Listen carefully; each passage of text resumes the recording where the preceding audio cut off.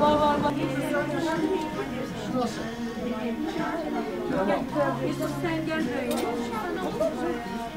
Bak o da var. 13 yaşlı değil mi? 13 yaşında biraz var. Tamam.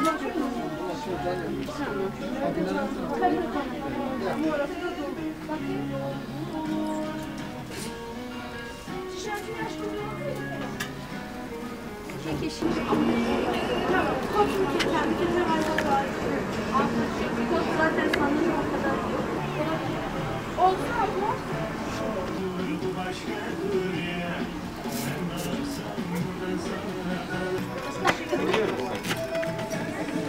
Hayır, çok küçük.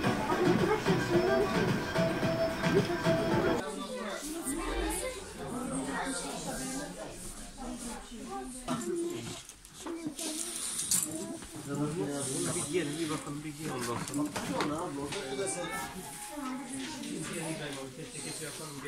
Başka var mı?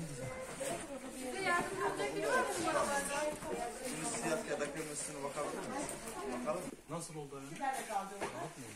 Kaç gün oldu? 37. Peki bakın.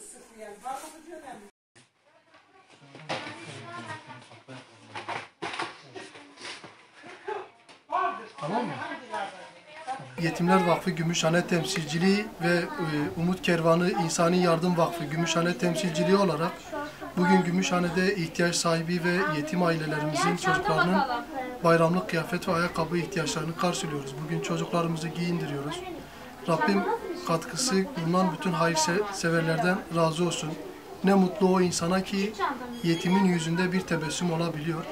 Rabbim hem hayırseverlerden hem de yardım gönüllüsü kardeşlerimizden razı olsun. O kaç